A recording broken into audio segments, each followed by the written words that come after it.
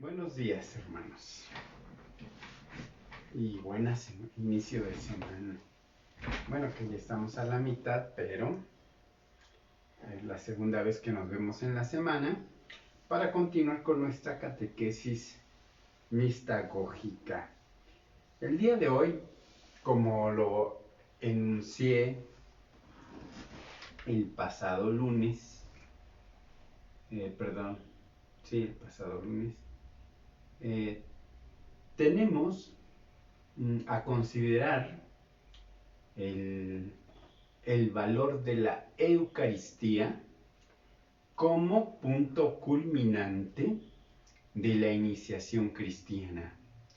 La iniciación cristiana, enunciada como conjunto, ya lo hemos estado viendo, se refiere a recibir los tres sacramentos: bautismo, confirmación o crismación y Eucaristía. Entonces ya estamos en la recta final de ver estas catequesis mistagógicas de San Ambrosio y vamos a abordar ahora el tema de la Eucaristía.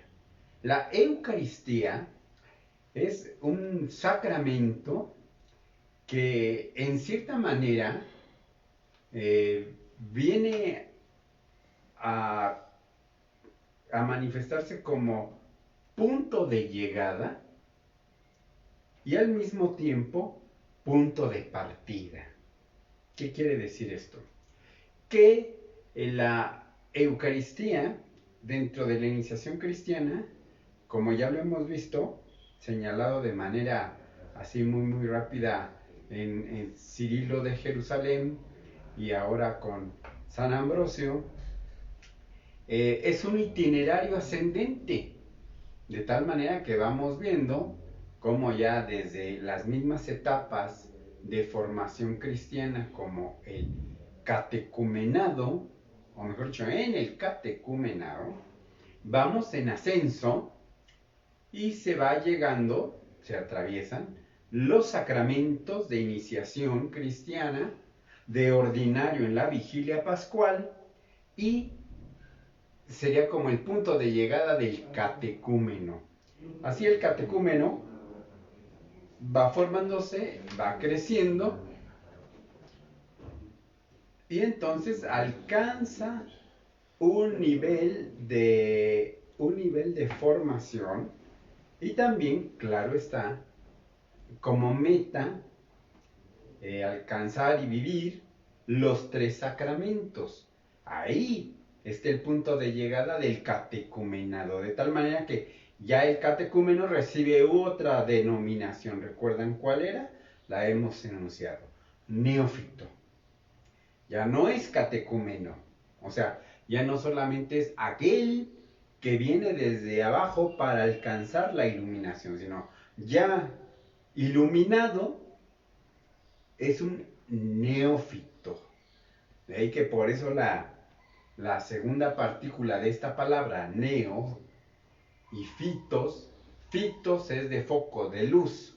Así que ya es un iluminado. De ahí viene la palabra foco de fito. Y luego el de neo, pues el nuevo iluminado, o sea, el recién hecho discípulo de Cristo ya con la confirmación, los tres sacramentos de la iniciación cristiana. Así que podemos llamarle neófito, o como ya ahora habitualmente se utiliza la denominación, iniciado. Está bien cualquiera de las dos. Basta que entendamos que en su conjunto nos estamos refiriendo al recibimiento de estos tres sacramentos. Entonces, el punto de llegada, de tal manera que el catecumenado ya cambia de título a neófito o iniciado. Y a partir de ahí, ya que fue ese punto de llegada, empieza entonces el camino, el itinerario de la vida cristiana. Empieza la vida del cristiano. Y así seguirá pues hasta hasta el fin de su existencia, hasta que el Señor lo llame. Así tenemos precisamente la Eucaristía, culmen de la iniciación cristiana, y al mismo tiempo punto de partida para toda la vida cristiana, la Eucaristía que nos acompañará hasta el último día de nuestra muerte, y si es posible, y ojalá que todos lo tengamos, como incluso el viático. Recordarán eso. Vamos a ver si después podemos hacer referencia precisamente al viático, bueno, a la Eucaristía como viático. No es que sea otro sacramento, es el mismo sacramento de la Eucaristía, pero con esta particularidad de figura como de viático, porque ya el cristiano ahora inicia el itinerario. Vean cómo deliberadamente estoy utilizando esta misma palabra para decir que en todas estas etapas que no tienen necesariamente una fecha o una etapa de tiempo fija, que pues no sabemos cuántos años vamos a vivir, ¿eh? Entonces, pero todos estos itinerarios sí nos van a llevar a que pasemos la última etapa, que será de esta vida a la vida en el Señor. En este caso, pues sí, la muerte, el sepelio, con esas cargas tan erróneas, bueno, mejor dicho, tan reales, naturales, pero también que a veces, pues nosotros, por la falta de fe, pensamos que es una especie de aniquilación del ser humano, cuando ya, como hemos visto, en el bautismo se inicia, se brinca la barrera de la aniquilación perpetua. Con el bautismo ya estamos cualificados para la continuación de nuestra vida en el Señor una vez dejado este mundo.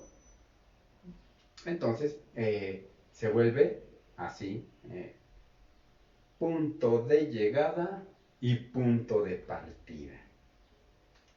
Vamos pues a ver cómo nos lo presenta San Ambrosio.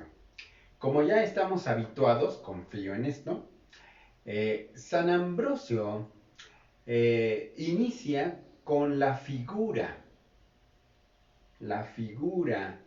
de la Eucaristía, empezando por el elemento litúrgico que es el altar. Del altar podríamos hablar muchísimo, muchísimo. Sin embargo, vamos a hacer solamente algunas referencias, pero vamos a seguir a San Ambrosio. Así que miren, recuerden que San Ambrosio, ¿en qué siglo estamos? Siglo V, sexto máximo, quinto, sexto, pero no podemos dejar de tener en cuenta que en todo caso la teología no está tan extensa, aunque no más atinada ni menos atinada, sino nada más extensa en cuanto a los textos sobre la Eucaristía. Actualmente podemos encontrar infinidad, incontables textos que nos hablan de la Eucaristía. En cuanto a sus signos, en cuanto a sus elementos constitutivos, en cuanto a su espiritualidad, etc. Podemos encontrar muchísimo acerca de la Eucaristía. Por eso es muy sano que nada más nos vamos a centrar en los elementos que San Ambrosio nos presenta para considerar, por lo menos hasta su siglo, considerar el sacramento de la Eucaristía. Vamos pues.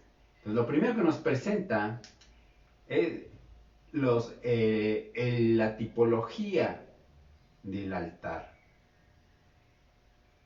y la centralidad de la Eucaristía. Y ya hemos visto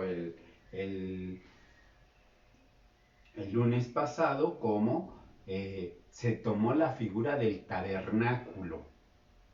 ¿Recuerdan? Hablamos también del sagrario, como el tabernáculo, el Sancto Sanctorum del templo de Salomón y por tanto también de todos los templos, fueron las veces que se reconstruyó el templo de Jerusalén. El Santo Sanctorum era el lugar central del templo físico más sagrado, lo que para nosotros se presenta como el sagrario. Nada más que ahora con esta nueva consideración de San Ambrosio, nosotros vamos a tener que mirar claramente que en nuestro tabernáculo hay algo mucho más valioso que lo que se encontraba en el Santo Sanctorum del Templo de Jerusalén. Esto no quiere decir que se denigre de un modo u otro entre una consideración y la otra, sino más que denigrar es exaltar lo más valioso, no hacer a un lado lo otro. Porque sin lugar a dudas, como sabemos, imagínense ustedes qué consideración tan grande se tenía del Santo Sanctorum, o sea, el lugar sagrado por excelencia en el templo de Jerusalén, del pueblo judío, que en ese espacio del Santo Sanctorum no había absolutamente ningún ornamento, ninguna figura, ningún objeto de fe, o sea, no existía nada, no había nada. ¿Por qué no había nada? Ya habíamos dicho cómo la tienda de la reunión, cuando el pueblo era itinerante, antes de que Salomón construyera el templo de Jerusalén, en la tienda de la reunión se custodiaba el arca de la alianza y también los panes ácimos que comían los sacerdotes, recordarán esa referencia que nos dice el libro de Reyes sobre el rey David, y también las tablas de la ley que Moisés había recibido de Yahvé para así regir al pueblo de Israel. Entonces, eso se tenían en la tienda de la reunión y una pequeña habitación como lugar sagrado, donde entraba efectivamente solamente el sumo sacerdote. Ya después, construido el templo de Salomón, ya nos dimos cuenta, bueno, pues ya así constantemente en las siguientes, a través de los siglos, en las siguientes reconstrucciones, que el Santo Sanctorum no había ningún objeto. ¿Por qué razón? Porque el Santo Sanctorum es el espacio, por así decirlo, el lugar en donde se hace presente Yahvé. O sea, es lo más sagrado. Y con el conocimiento, la práctica del pueblo judío que sabe que no puede hacerse figura o imagen de la divinidad, por ende, evitaron todo simbolismo, aunque por en el externo hubiesen tantas figuras, en el Santo Sanctorum no lo había. Y esto lo refiero porque en el libro de Reyes, cuando se nos muestra cómo Salomón fue construyendo el templo de Jerusalén, en el externo y en otros patios externos al Santo Sanctorum, sí había algunos relieves.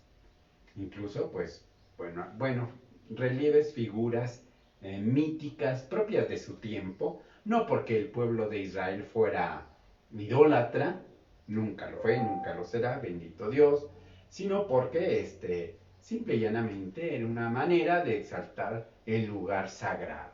¿Mm? Entonces nosotros pasamos después a ver cómo, aparte del Santo Santorum, que es el lugar donde se asienta la santidad de Dios, o sea, el lugar más sagrado del templo,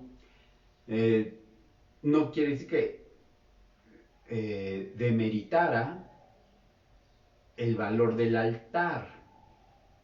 El valor del altar tenía su propia valía y evidentemente pues cumplía su función.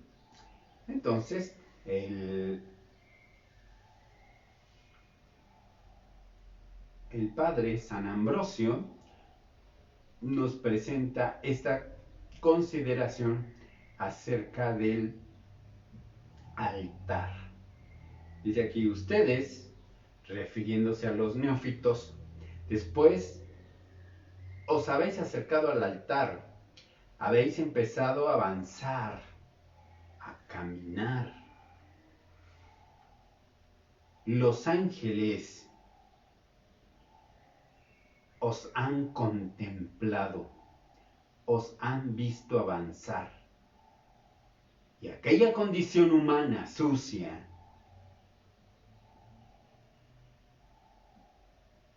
ahora la han visto resplandecer. Y hace una cita del Cantar de los Cantares. Por eso decían, o sea, decían los ángeles. Fíjense lo que está diciendo San Ambrosio. Cómo la iglesia, reunida en esa celebración de la vigilia pascual, en donde los catecúmenos son convertidos en neófitos, en nuevos cristianos, los testigos son los ángeles. Entendiendo con eso que también la comunidad cristiana, obvio, pues si no estaban con los ojos cerrados. Entonces, pero lo que quiere resaltar San Ambrosio al decir que los testigos de esa iluminación son los ángeles, quiere decir entonces la dimensión espiritual que se adquiere con la iniciación cristiana. Y ya no meramente una cuestión simbólica, sino eficaz. Pues los ángeles son testigos de esta iluminación. Por eso ven el cambio. Ven cómo la criatura humana, bautizada, iluminada, crismada, resplandece.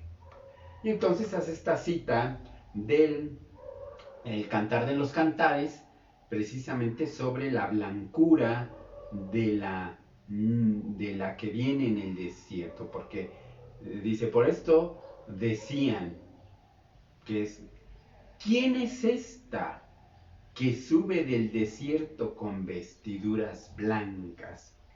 Aunque en el libro del Cantar de los Cantares aquí se toma la tipología de la novia que viene a casarse, que viene a los esponsales, viene de blanco, por su pureza.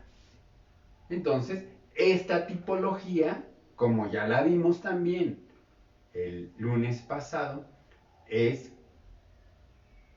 la iglesia revestida de pureza y por eso resplandece.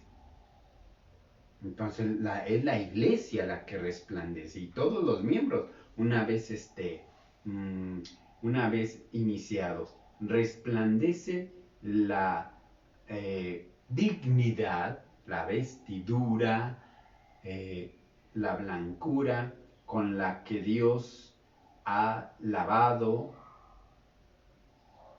a su iglesia, con la luz que Dios ha revestido a su iglesia. Y luego dice, también se admiran los ángeles. ¿En qué grado? Los ángeles también se admiran de la pureza de la iglesia. ¿En qué grado? Escucha al apóstol San Pedro. Ahora nos remite con San Pedro. Hemos escuchado una referencia del Cantar de los Cantares y ahora nos remite al apóstol San Pedro en la primera de las cartas de San Pedro, capítulo 1, versículo 1-12. Y dice, cuando dice San Pedro, escucha de nuevo lo que ni el ojo vio, ni el oído oyó, ni el corazón del hombre llegó. O sea, el esfuerzo humano no alcanza a ver el resplandor de la iglesia, la pureza de la iglesia. El ojo humano no lo alcanza a ver. Y por eso añade, lo que Dios preparó para los que lo aman. Y ya de aquí brincamos a la cita de Primera de Corintios, capítulo 2, versículo 9.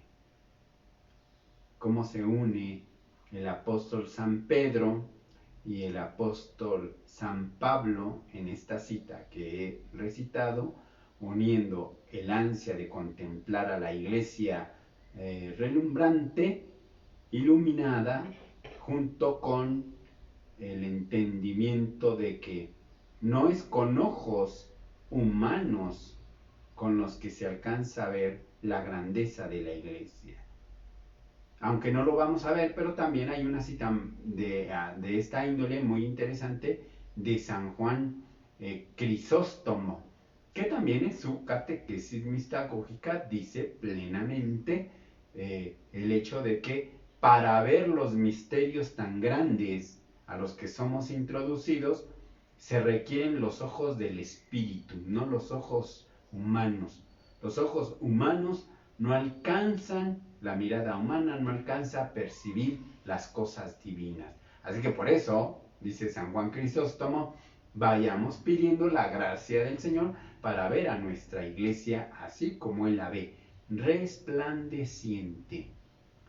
Generalmente, miren ustedes, en nuestros tiempos actuales, es muy común, obvio, después de tantos siglos, después de ver cómo se puede más fácilmente destruir que construir, más fácilmente ensuciar que limpiar, más fácilmente engañar que vivir en la verdad, cuando vemos más que esto es más fácil que permanecer en ese resplandor, pues hemos visto cómo se ensucia o se quiere ensuciar la dignidad de la iglesia, diciendo que hay muchos corruptos, diciendo que está llena del pecado, diciendo que hay tantos ministros, sacerdotes, cristianos, laicos, todos corruptos, llenos de maldad, llenos de crímenes. Entonces, pensar que por los miembros que no han logrado permanecer fieles al Señor y permanecer fieles a su bautismo, entonces la iglesia se ensucia. ¿Y qué es lo que nos está diciendo San Ambrosio? Que la iglesia resplandece. Entonces, ¿qué es lo que vemos de la iglesia? Vemos cómo se ha manchado o cómo la han manchado quienes son o somos indignos dentro de ella, o más bien vemos cómo es Cristo el que la ha revestido de resplandor. Y vean cómo sigo en este discurso de mirar a la iglesia así, como la mujer resplandeciente del Cantar de los Cantares. Posteriormente,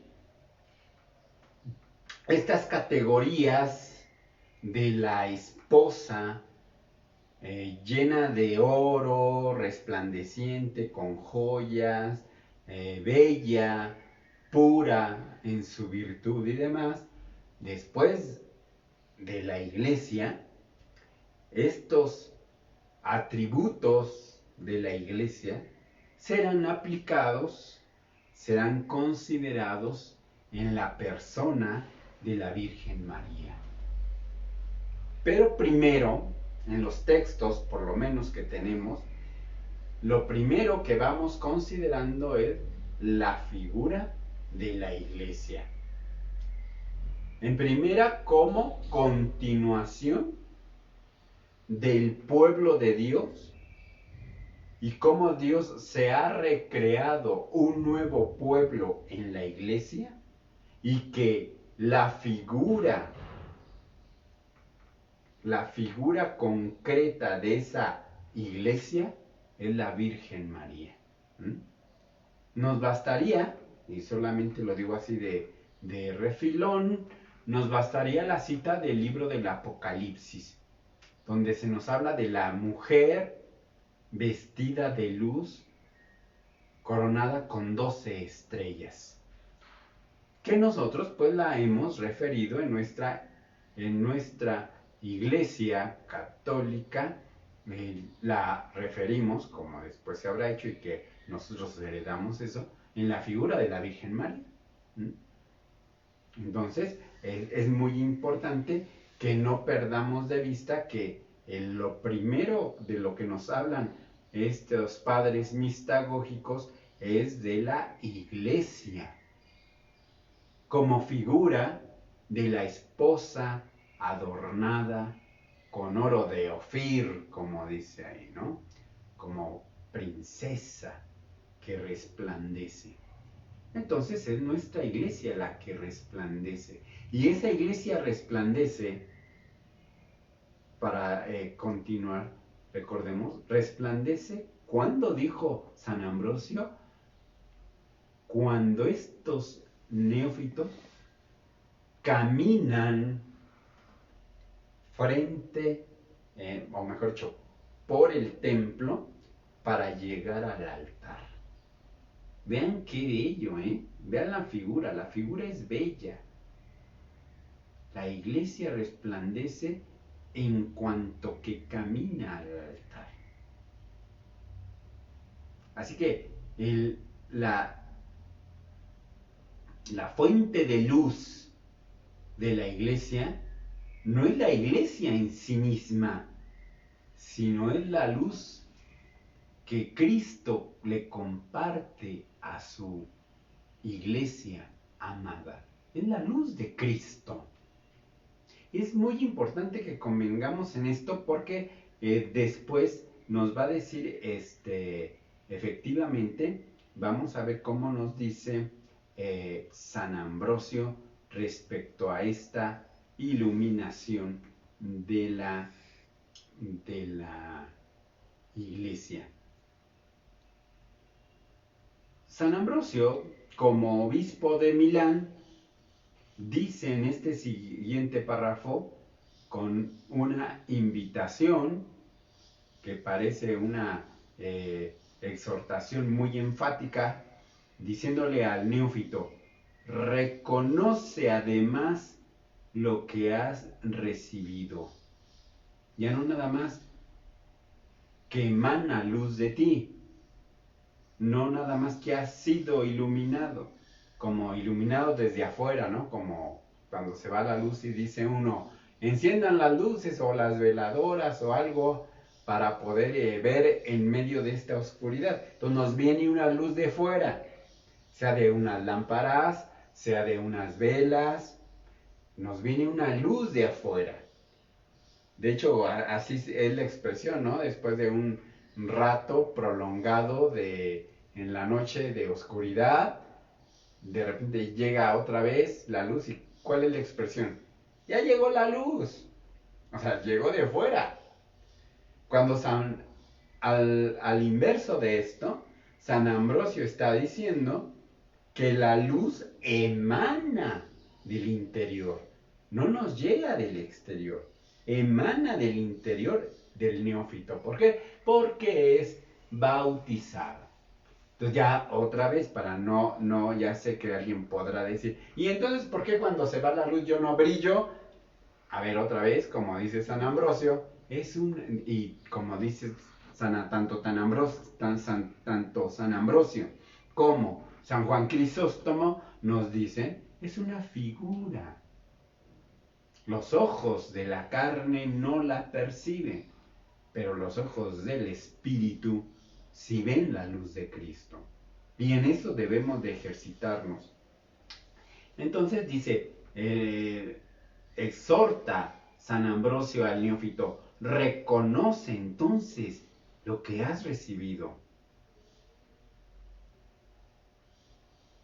Por eso, dice el profeta, aquí en este tiempo, le da, o mejor dicho, en esas catequesis hemos visto que al rey David le dan el título de profeta. ¿Mm?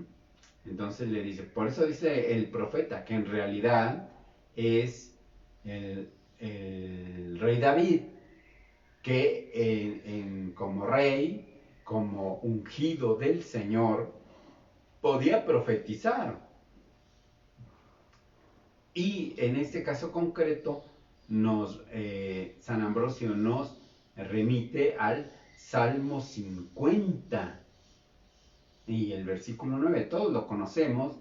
En otros tiempos, este Salmo 50, y como aparece de ordinario en el rezo de la liturgia de las horas, sobre todo en las horas de completas, se reza el Salmo 50 y tiene un versículo donde dice, rocíame con el hisopo, quedaré limpio, lávame, quedaré más blanco que la nieve.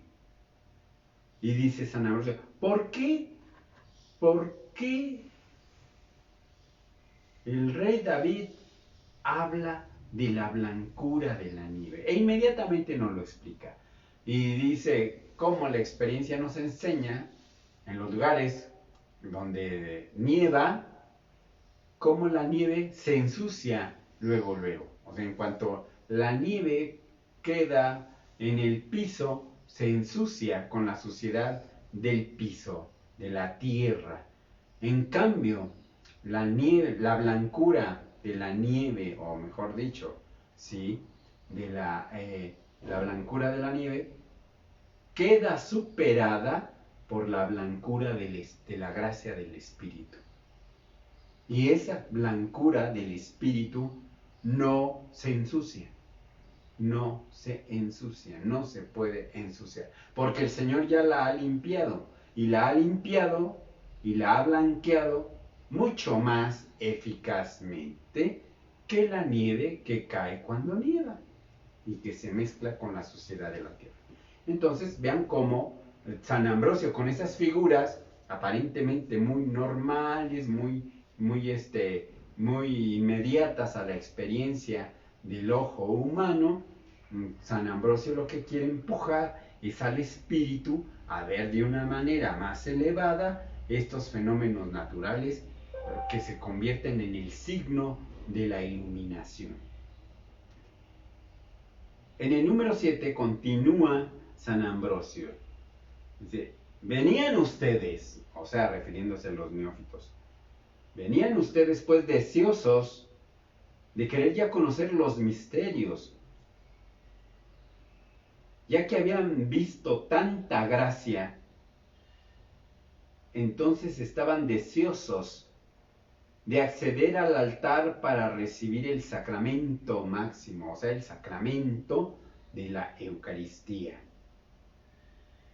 De tal manera que una vez renunciados a la vejez, o sea, recuerden al pecado, esa es la cuestión de la renovación, o mejor dicho, de la renuncia a Satanás y la confesión de la fe, que ya se lleva a cabo en la iniciación cristiana, y entonces en ellos queda, en el neófito, como nosotros, quedamos ligados, cercanos al altar donde se va a realizar el gran misterio del cuerpo Dice San Ambrosio, el altar representa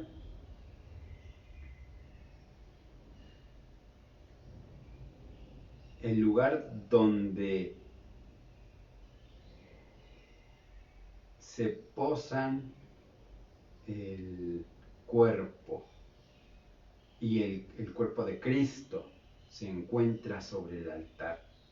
Y ustedes permanecen atentos como las águilas en vigilia, en atención sobre el cuerpo. Aquí San Ambrosio utiliza esta figura, las águilas cercanas al cuerpo, aunque nosotros en nuestras Sagrada Escritura, en nuestras traducciones, no encontramos esta referencia, que se hace referencia a Mateo 24-28. Por lo regular se encuentra, en las traducciones al español, se encuentra la referencia al refrán que utilizó nuestro Señor Jesucristo, ¿sí? Que también tenemos nosotros, porque decimos que donde esté el cadáver, ahí se reúnen los buitres, o los opilotes acá en nuestro lenguaje más local, ¿no? Pero es eso, ¿no? O sea, es una señal. Busca las señales. Y en ese contexto, cuando el Señor dice, ¿cuál es la señal que nos vas a dar? Pues muy sencillo. Donde están los buitres, ahí está el cadáver. San Ambrosio lo cambia para que no suene tan, no sé,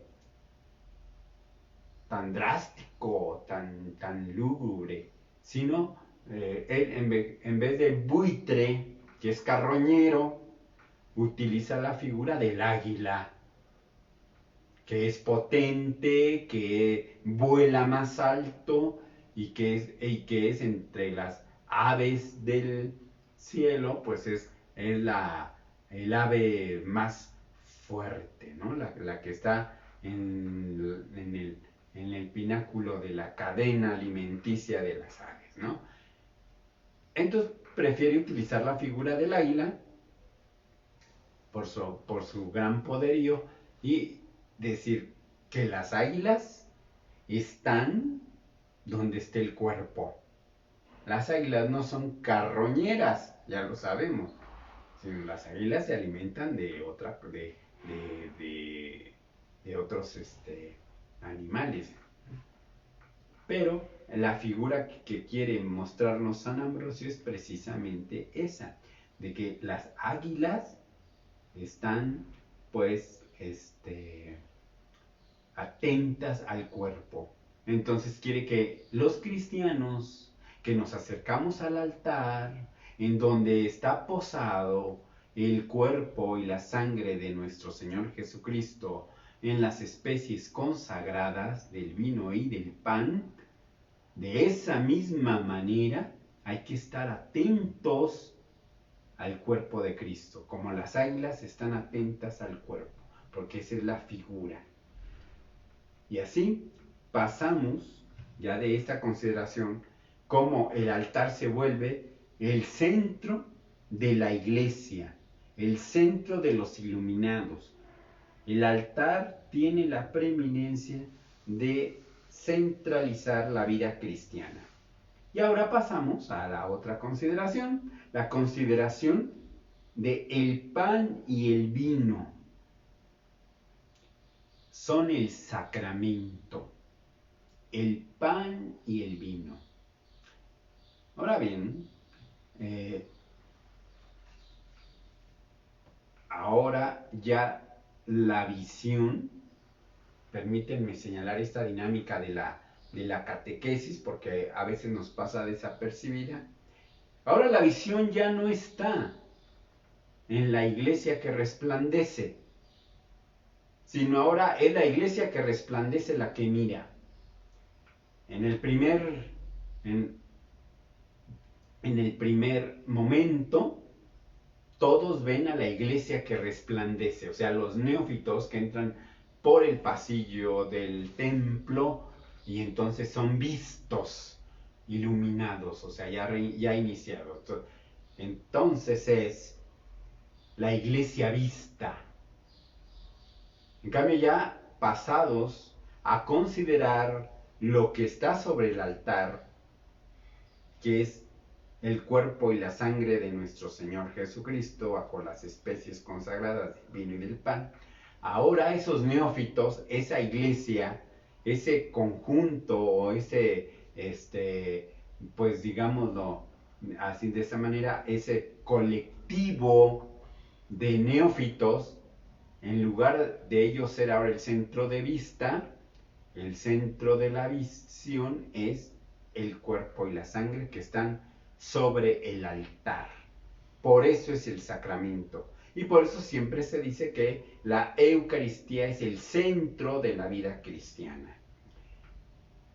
Y dice entonces San Ambrosio: llegados ustedes, neófitos, llegados al altar, observaste los sacramentos colocados sobre el altar, y sin duda te llenaste de admiración ante la misma criatura, aunque criatura habitual y bien conocida. La criatura, ¿a qué criatura se refiere? Obviamente se refiere a la apreciación del vino y el pan en cuanto a especie. Cómo la criatura del pan, cómo la criatura del vino se convierten en el cuerpo y la sangre de Cristo. Yo lo que percibo es el pan, yo lo que percibo, yo lo que degusto es el vino. Pero lo que estoy comiendo y bebiendo es el cuerpo sacramentado de Cristo, que me transfiere la gracia y y lo diré de esta manera, lo agregaré, y que me permite permanecer iluminado, brillante ante los ojos de Dios. Después viene una consideración que es muy buena que la comentemos. San Ambrosio, como los padres que hemos ya escuchado, vean cómo discurre, o sea, él piensa como que en voz alta, pensando lo que puede estar pensando el neófito. Para poder instruirlo, piensa como está pensando el neófito. Y dice, alguien, o sea, por si les vienen a decir ustedes que apenas están iniciando el camino del conocimiento de los grandes misterios, o sea, de los sacramentos, alguien puede haber dicho que qué agregan los sacramentos que dicen los cristianos a la gracia que Dios ya le dio al pueblo de Israel. O sea, en pocas palabras, San Ambrosio está dándole respuesta a una pregunta que en su tiempo estaba muy latente y que no se lograba explicar correctamente o plenamente por la falta de términos, por la falta del vocabulario y también, claro, por la falta de la instrucción al grueso de la población, como pasa en nuestros días. O sea, el grueso de la población, de los que nos denominamos católicos, tenemos un gran desconocimiento de nuestra doctrina. Y como ya hemos banalizado ese argumento, ya hemos banalizado ese núcleo doctrinal, porque pues en el grueso, en muchos hermanos nuestros, el ser católico, el seguir la doctrina católica, en vivir las cuestiones católicas, o sea, las cuestiones efectivas, puntuales, que nos deberían de caracterizar como cristianos, se ha banalizado, pensando que pues todas las religiones son iguales. Todas las religiones nos proponen lo mismo. O sea, pórtate bien, no hagas el mal. Está bien, es el principio, pero no es la especificidad. El hecho no es nada más pórtate bien, sino como católico, si te preguntas, ¿por qué te has de portar bien?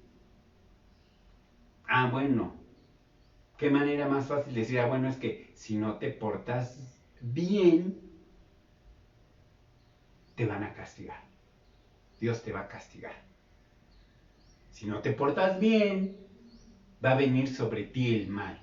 Entendiendo esto con el mal mediato o inmediato, ¿no? Dependiendo, ¿no? Así como, si te portas mal, estoy pensando en que cometiste un delito y que ese delito es punible y por lo tanto te va a caer en la fuerza, el rigor de la justicia. Y por ende, pues te van a castigar metiéndote a la cárcel o condenándote, metiéndote a la cárcel o ejecutándote. En esos términos pensamos.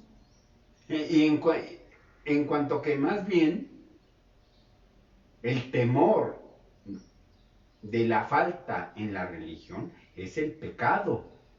Y es el efecto del pecado que es perder la gracia santificante, o sea, perder la luz, la iluminación, la presencia del Espíritu Santo, porque tú deliberadamente te inclinaste hacia el pecado, no porque el Señor te castigue, quitándote la gracia, te castigue, privándote de su misericordia por tu pecado. Así no sucede, es el sujeto mismo el que deliberadamente ha decidido rechazar la gracia, rechazar la luz del Señor para seguir su propio camino. Y ese camino que el ser humano sigue,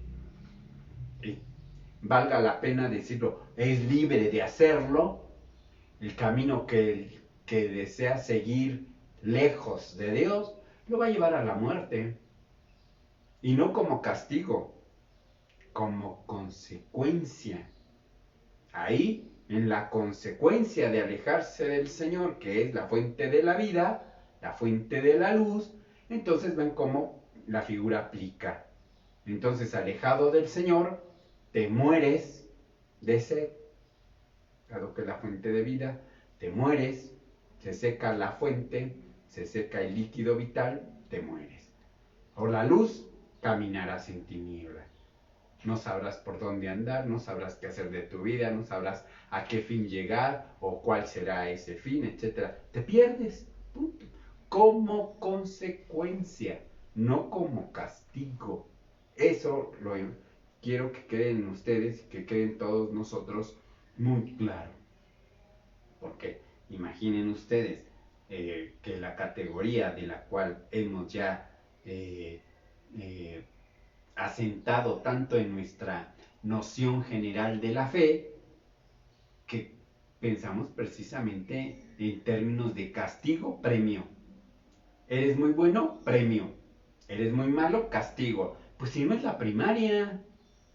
O sea, no estamos aquí en la primaria para que nos estén premiando, castigando. No, aquí es más bien lo que es consecuencia de tu proceder deliberado.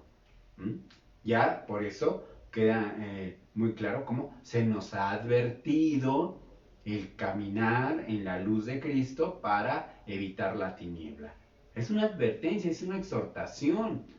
Ahora, no lo quieres hacer, pues no lo hagas. Hay una consecuencia, no un castigo. Hay una consecuencia. Y sí, sé que algunos podrán decir que entonces, ¿por qué inclusive hay textos de la Sagrada Escritura en donde se dice que sí, que hay castigo, que hay pues hay que entender que, vuelvo a decirlo, el lenguaje y el contexto de esta evolución de la Sagrada Escritura en todo el tiempo que se fue escribiendo, pues fueron categorías que se fueron plenamente eh, armando, constituyendo, hasta lograr la gran coherencia que la Iglesia nos entrega con su doctrina. Y aquí la gran coherencia en este argumento que estamos tratando es precisamente el que si hemos por nuestro Señor Jesucristo conocido a un Dios Padre amoroso, pues no podemos al mismo tiempo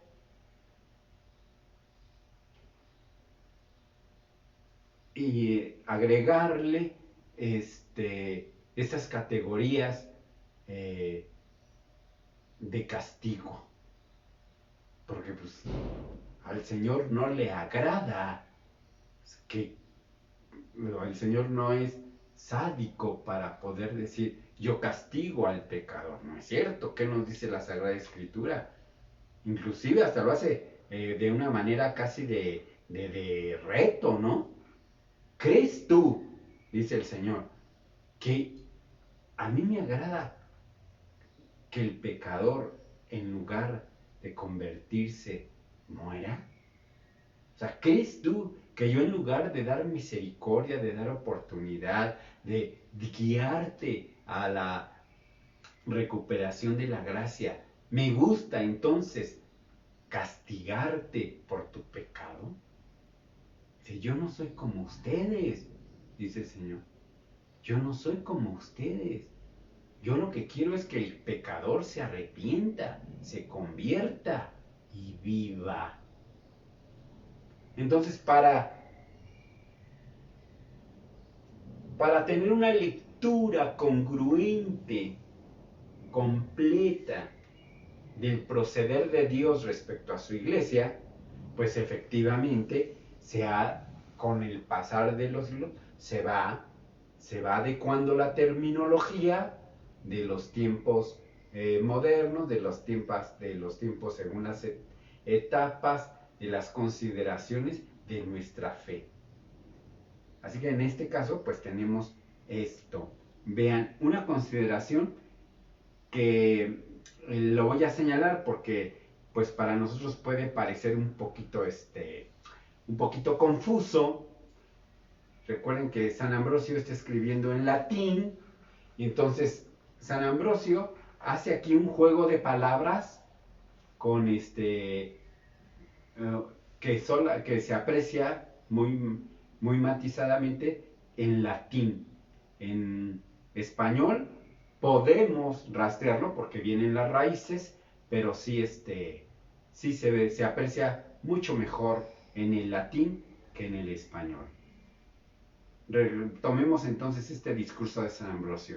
Dice, alguien puede haber dicho, Dios dio a los judíos tanta gracia y para ellos derramó el maná del cielo.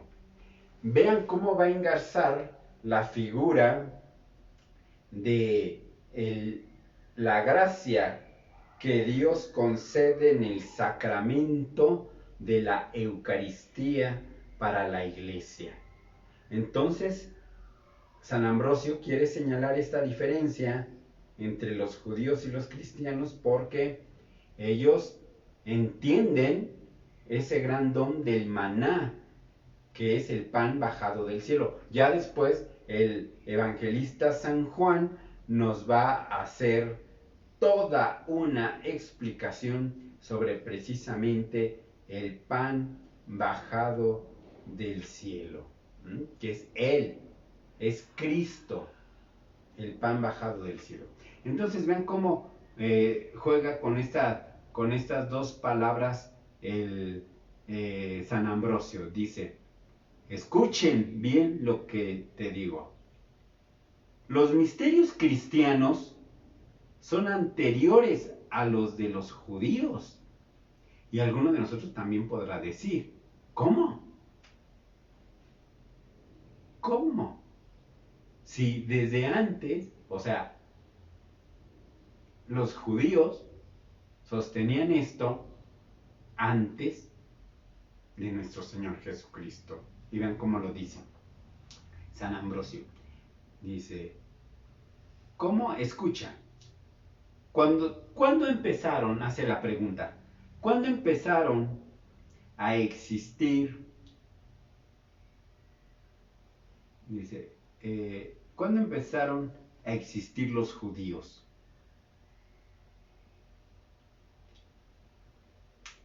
Y nos refiere, es cierto que a partir de Judá, ¿verdad? La Virgen no dice desde Abraham. Los judíos no empezaron a existir a partir de Abraham, sino a partir de Judá. Y Judá, recuerden, uno de los hijos de Jacob, que da origen a una de las tribus de las 12 tribus de Israel, Judá es el bisnieto de Abraham.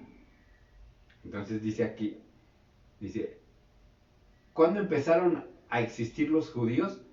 Pues desde Judá, ¿no? O sea, mucho después de Abraham. Y para no leer todo esto, dice, pero fíjense cómo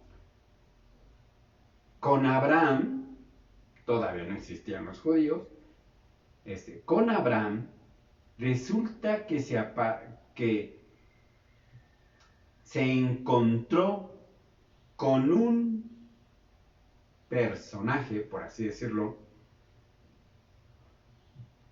conocido como Melquisedec. Melquisedec. Después de una batalla que tuvo Abraham con toda su familia con la que se vino de allá de Ur, donde el Dios le dijo, deja tu patria, deja tu casa y vete al lugar donde yo te voy a mandar. Manda precisamente a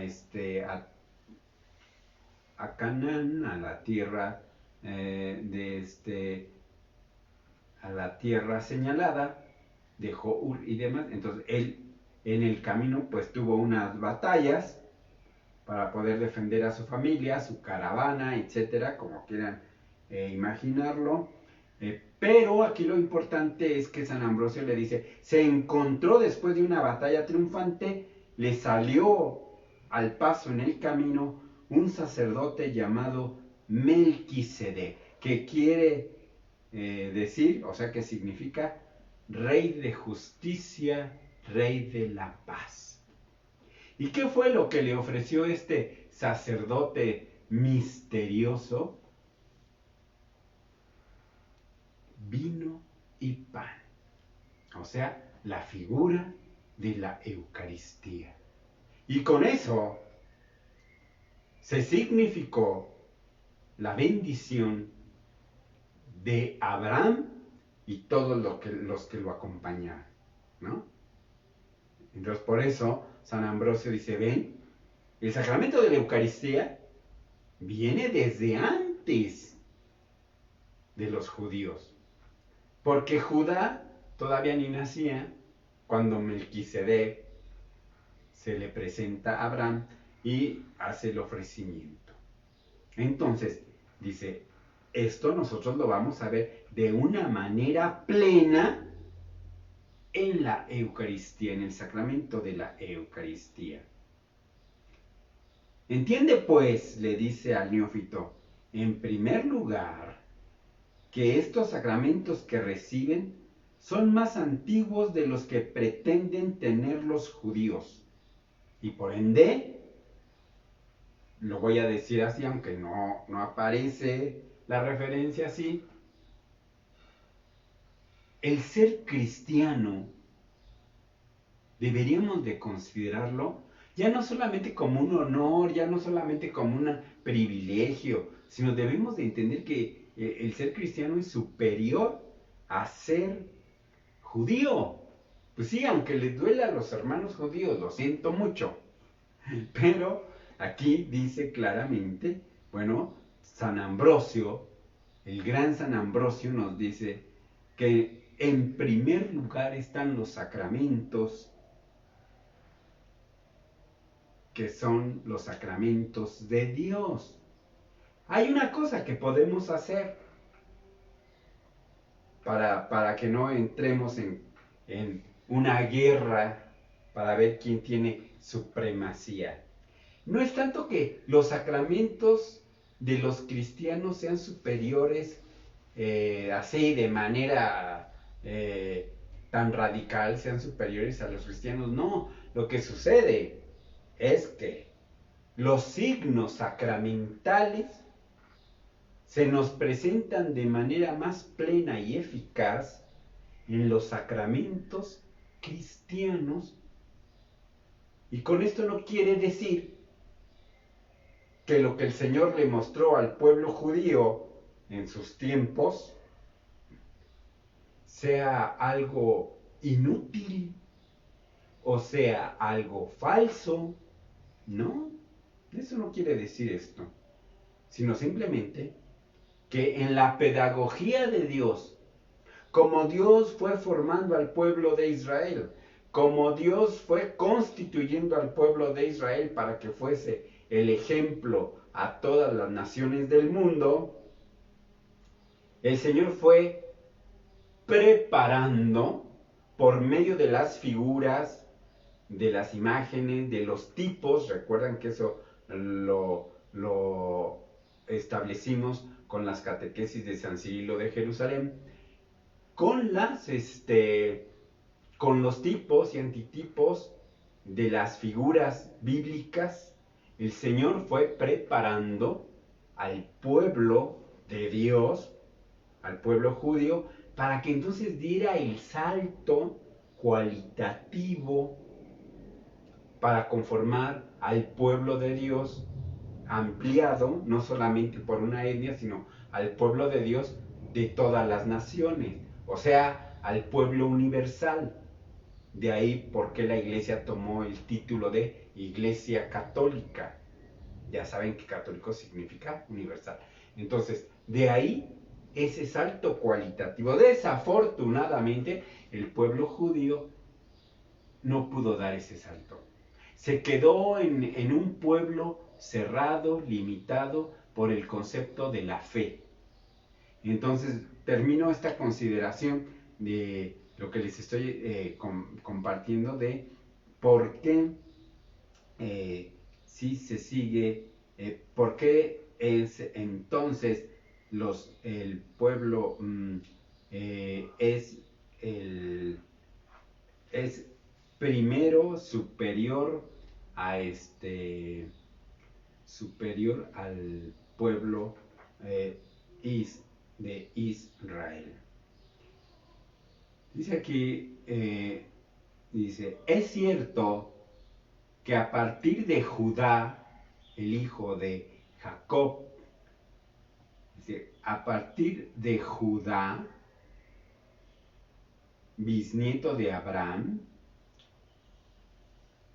se quiere entender como el pueblo de la ley, el pueblo de la ley, pero de la ley en cuanto al derecho de Dios. Por eso juega con esta palabra que les estaba comentando. Nos dice que juega con las palabras del derecho de Dios. Dice, la palabra Judei, en latín, o sea, Judei, o sea, judíos, dice, es parecida y está emparentada con los dos vocablos ius dei. Judei, ius dei. Estos dos, ius dei, se traduce como derecho de Dios, el derecho de Dios. Ius dei. Y como sonoramente nos remite a Iudei, o sea, el pueblo judío. Los judíos que van a vivir el ius Dei, o sea, el derecho de Dios. Por eso ellos, señalaría así San Ambrosio, tienen muy establecido, muy considerado como elemento central la ley de Dios, el ius, el derecho de Dios.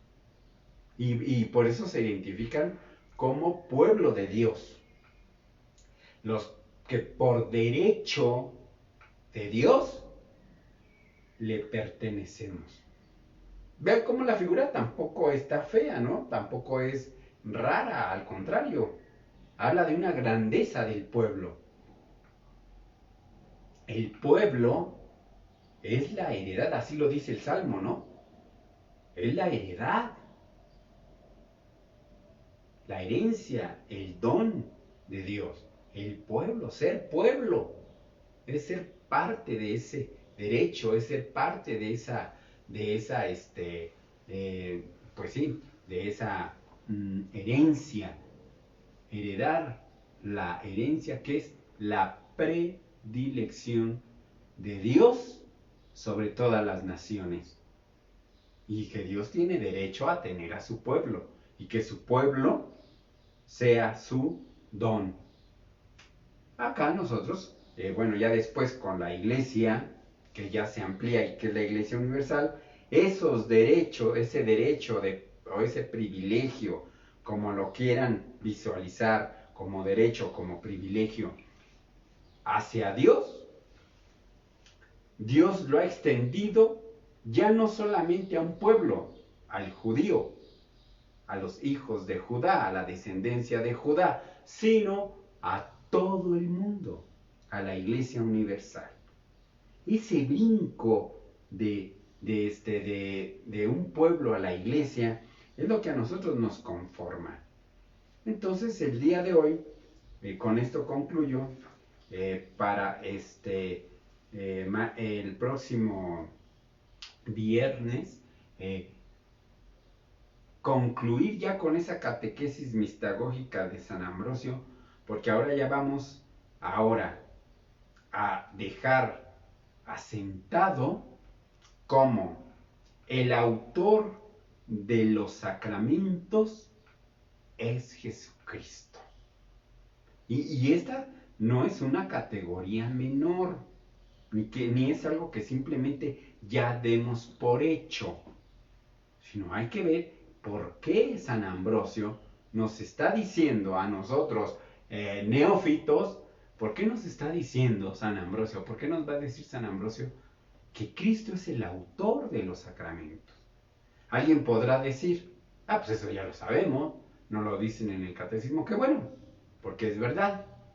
Pero ahora vamos a ver cómo argumenta San Ambrosio para que un neófito que no ha entendido esto caiga en la cuenta y que quede entonces él convencido, no solamente impuesto, sino que quede convencido por qué nuestros sacramentos y por qué son instituidos por nuestro Señor Jesucristo, para que de ahí emane entonces el por qué tenemos el cuidado que tenemos sobre el valor del sacramento. Les dejo en el aire una pregunta. Miren, a ver, nuestra manera de proceder. Obviamente esa es una pregunta que la voy a presentar para la consideración personal, ¿de acuerdo? O sea, de cada uno. Cada uno tiene que considerar esta pregunta. A partir del hecho de afirmar que yo ya sé que Jesucristo es el que produce, el autor de los sacramentos, ¿cuál es mi actitud frente al sacramento entonces? Y permítanme señalar algunas cosas. Si de verdad, como cristianos, tenemos la plena certeza de que Jesucristo es el autor de los sacramentos, ¿Por qué entonces nuestra actitud enfadada durante el sacramento? ¿Por qué entonces cuando estoy en la Eucaristía estoy distraído, estoy impaciente, estoy más bien de cuerpo presente, pero mi mente está divagando en no sé qué cosas? Entonces, si yo estoy diciendo que el autor de los sacramentos es Jesucristo, ¿cuál es mi actitud frente al sacramento? Cuando estamos celebrando el sacramento, ¿cuál es mi actitud? ¿Sí me siento iglesia, como esta que hemos venido conversando? ¿Te sientes miembro de la comunidad? ¿O la comunidad, los que te están ahí rodeando, para ti son menos que desconocidos? Cuando estás en plena Eucaristía, en plena misa, como sea, ¿por qué entonces tu atención se desvía? ¿Por qué tu atención se pierde? Y entonces lo único que ansías es que ya se acabe la misa. Estás frente al sacramento. ¿Por qué entonces? ¿Qué nos falta? ¿Qué se nos perdió en el camino? ¿Por qué no logramos ver la grandeza de esa luz que hay en el sacramento? Entonces, como ven, no va a ser ocioso retomar por qué el sacramento, por qué Cristo es el autor del sacramento. Bueno, ahí les dejo entonces como tarea reflexionar sobre esta cuestión. ¿Qué representa para mí, a estas alturas de mi vida personal, qué representa para mí el saber que Cristo es el autor de los sacramentos? Y ojalá que si afirmamos decir que Cristo es el autor de los sacramentos, realmente esta consideración nos muestre lo grandioso de esto. Que sin competencia alguna, nuestros sacramentos, ¿por qué son entonces superiores a los que también el pueblo judío tiene en cierta semejanza con los nuestros? Sea pues así. Tengan buena tarde, muchas gracias por su atención. No olviden en sus hogares repasar alguna catequesis para reafirmar lo dicho, lo que hemos compartido, o también para que nos hagan saber sus inquietudes, sus dudas, en qué aspecto no fui claro, y podernos ayudar para tener una mayor iluminación por el Espíritu. Que así sea. Gracias, buena tarde.